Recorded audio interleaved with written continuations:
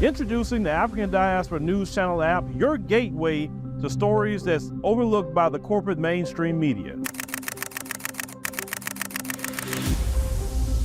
At African Diaspora News Channel, we cover stories that don't receive mainstream attention, and we serve as the voice to the global Black community.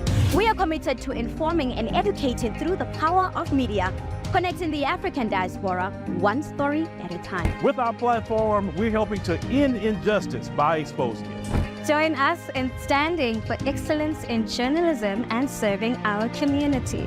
Download the African Diaspora News app today. Can I honestly ask the question, does Africa have friends? Other continents and European countries coming to invest in Africa, are they our friends? Do they have the interests of Africa at heart, or they're only doing it for themselves? Let's watch this video and come back to talk about it. Something that a lot of people are struggling to understand is the fact that Africa has no friends.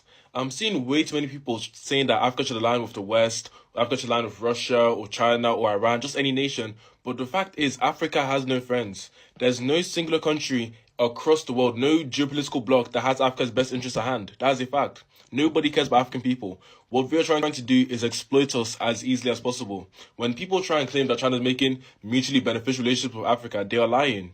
They'll say, oh, China's stealing Africa's resources, but they're building infrastructure, so it's fine. That's what Europe did. That's exactly what Europe did. During colonialism, is that not what Europe did?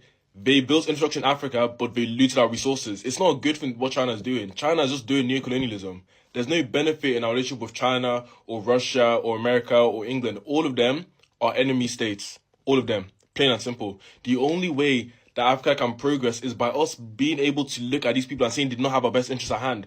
The longer we go on with this narrative of Russia being our friend or China being our friend and we need to ally with them to develop, the more Africa will struggle to actually move forward and get anywhere productive. We need to realize that our only friend is our neighboring African nations, and the only way we can progress is by working with them through Pan-Africanism to then resist foreign pressures and foreign exploitation. That's the only solution. That's the reality of the situation.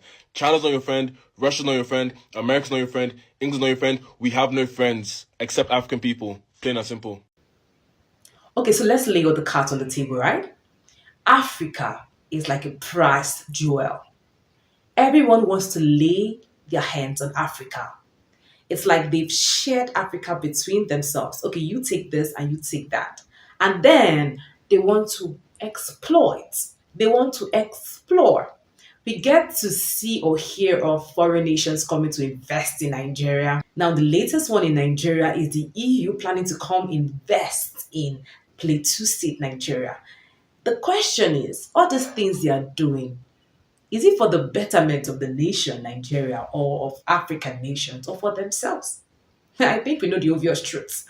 Because if they have the best interest of African nations at heart, things are not supposed to be the way they are.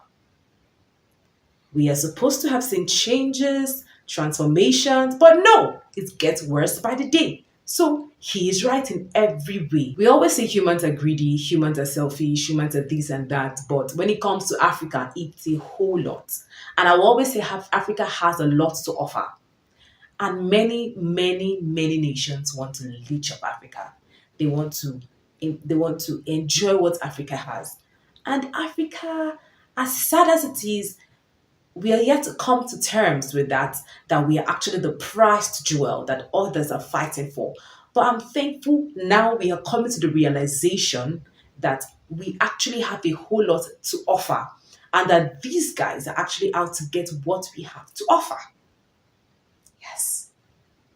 That's why there is war here, there's war there, there is fight for the mineral resources in different regions. And we are glad that our leaders are coming to the realization that this is what these guys have in mind, and they don't have the interests of Africa at heart. Because let's face it, these guys are not friends to Africa. Let's not paint it. They are not friends to Africa. What do you think about this story? Comment below and do not forget to share, subscribe, and turn on your notifications.